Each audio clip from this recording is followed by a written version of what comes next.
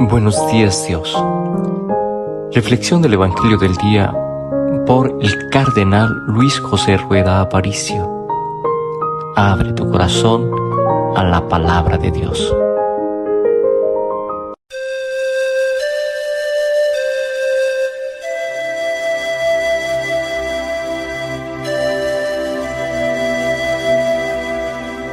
En el nombre del Padre, y del Hijo, y del Espíritu Santo. Amén. Señor, cuando florece un nuevo día en el jardín del tiempo, no dejes que la espina del pecado vierta en él su veneno. El trabajo del hombre rompe el surco en el campo moreno. En fruto de bondad y de justicia convierte sus deseos. Alivia sus dolores con la hartura de tu propio alimento, y que vuelvan al fuego de tu casa, cansados y contentos. Amén. Lectura de la primera carta del apóstol San Pablo a los Tesalonicenses, capítulo 4. Hermanos, no queremos que ignoren la suerte de los difuntos, para que no se aflijan como los hombres sin esperanza. Pues si creemos que Jesús ha muerto y resucitado, del mismo modo, a los que han muerto, Dios por medio de Jesús los llevará con él. Esto es lo que les decimos como palabra del Señor.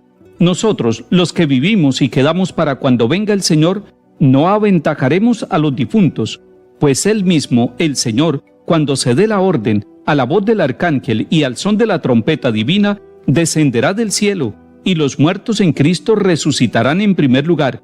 Después nosotros, los que aún vivimos, seremos arrebatados con ellos en la nube, al encuentro del Señor en el aire, y así estaremos siempre con el Señor. Consuélense, pues, mutuamente con estas palabras. Palabra de Dios. Te alabamos, Señor. San Pablo en esta carta está enseñando a la comunidad de Tesalónica sobre un tema fundamental, el tema de la muerte. Si hay un tema que cuestione nuestra vida, que ponga interrogantes, que nos haga preguntas sobre lo que nosotros pensamos y sobre lo que piensan los demás, es el tema de la muerte. Pero no debemos buscar respuesta en muchos puntos, debemos buscar la respuesta en lo que nos enseña el magisterio de la Iglesia, en el catecismo de la Iglesia, pero busquemos también la respuesta en la misma palabra de Dios. Y San Pablo sale a nuestro encuentro para darnos una respuesta. Y lo primero que dice es que no quiere que nosotros continuemos en la ignorancia sobre los muertos. Está hablando de una ignorancia que tienen muchas personas sobre los difuntos, sobre los familiares. ¿Qué pasará con ellos? ¿A dónde van los muertos? ¿De qué se trata el final de nuestra vida? ¿Qué irá a pasar con nosotros después de muertos? ¿Y qué pasará con nuestros familiares y con todos aquellos que han vivido y ya murieron, aquellos que ya probaron la muerte? Tenemos que mirar al Señor y tenemos que mirar la palabra que San Pablo nos da. Y San Pablo nos dice, no se aflijan como los hombres sin esperanza. El primer punto para acercarnos al tema de la muerte es la esperanza. Sin esperanza nosotros diríamos, la muerte es el final. Sin esperanza nosotros diríamos, la muerte es un fracaso. Sin esperanza nosotros diríamos, no hay respuesta dada para la muerte. Pero San Pablo es un hombre de esperanza y quiere sembrar la esperanza como actitud y como virtud en todos aquellos de la comunidad cristiana de Tesalónica. Y también esa esperanza necesita revivir y afianzarse en el corazón de cada uno de nosotros, porque ¿quién de nosotros no ha tenido la experiencia de un ser querido que haya muerto y que haya dejado un gran vacío y que haya dejado un gran dolor y que haya dejado interrogantes? ¿Por qué murió él? ¿Por qué esa persona tan querida para mi vida y para mi familia? ¿Por qué en ese momento? ¿Y por qué no estábamos preparados? San Pablo dice que los hombres sin esperanza se afligen, pero que los hombres con esperanza logran entender en medio del dolor lo que significa la muerte. Y el centro de la respuesta de San Pablo está en Cristo Jesús, que murió y resucitó. Ese es el centro de la vida y de la fe. Cristo murió, Cristo resucitó. Si Cristo hubiera muerto simplemente, nosotros anunciaríamos a un difunto. Estaríamos hablando de alguien que no ha logrado responder al tema de la muerte. Pero el Señor Jesús resucitó, y es el único que ha resucitado, y lo vieron los apóstoles, y comió con ellos, y les mostró las heridas de las manos, del costado, y les fue mostrando las huellas de la pasión, del dolor y de la cruz. Ese Hijo de Dios que resucitó es el que nos abre el camino a nosotros de la esperanza y de la vida nueva, de la resurrección. para nosotros que estamos vivos y para los que ya murieron. Y dice San Pablo, esto es lo que les decimos como palabra del Señor, no como palabra humana, no como un terapeuta que quiere consolar en el duelo a una persona, sino como una experiencia de vida. Cristo resucitó y esa certeza nos anima a nosotros para seguir en el camino de la vida, incluso para llegar a la muerte, sabiendo que todos nosotros, cuando Él vuelva y nos lleve a nosotros con Él, estaremos siempre con el Señor. Esa es la esperanza. Los que ya murieron y los que tenemos que morir un día, tenemos una meta, estar siempre con el Señor.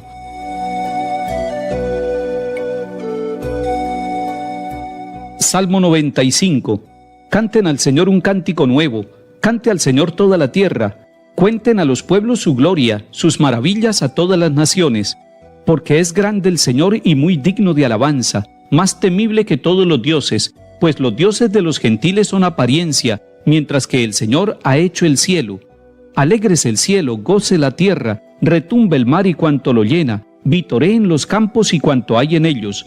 Aclamen los árboles del bosque, delante del Señor que ya llega a regir la tierra, regirá el orbe con justicia y los pueblos con fidelidad.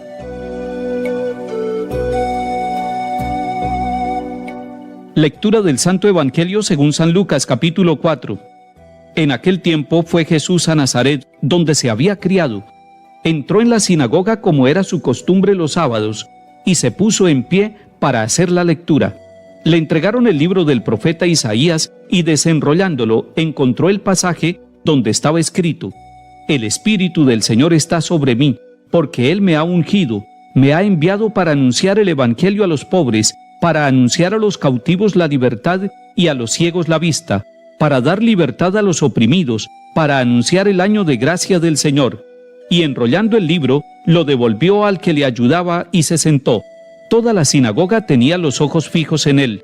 Y él se puso a decirles: hoy se cumple esta escritura que acaban de oír. Y todos le expresaban su aprobación y se admiraban de las palabras de gracia que salían de sus labios. Y decían: ¿no es este el hijo de José? Y Jesús les dijo: sin duda me recitarán aquel refrán: médico, cúrate a ti mismo. Haz también aquí, en tu tierra, lo que hemos oído que has hecho en Cafarnaún. Y añadió: les aseguro que ningún profeta es bien mirado en su tierra. Les garantizo que en Israel había muchas viudas en tiempo de Elías, cuando estuvo cerrado el cielo 3 años y 6 meses, y hubo una gran hambre en todo el país. Y sin embargo, a ninguna de ellas fue enviado Elías, más que a una viuda de Sarepta, en la región de Sidón. Y muchos leprosos había en Israel en tiempos del profeta Eliseo. Sin embargo, ninguno de ellos fue curado más que Naamán, el sirio.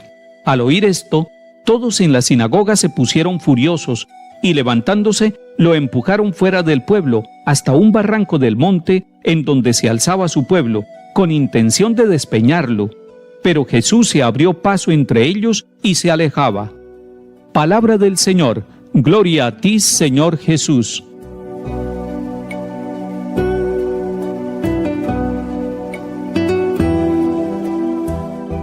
Es hermoso ver al Señor en su propia tierra, en la tierra donde fue criado, en Nazaret, y precisamente en la sinagoga un sábado. Jesús toma el libro del profeta, lo desenrolla y lee el capítulo 61 de Isaías. El Espíritu del Señor está sobre mí. Y dice San Lucas que toda la sinagoga tenía los ojos fijos en él. También nosotros tenemos los ojos fijos en él.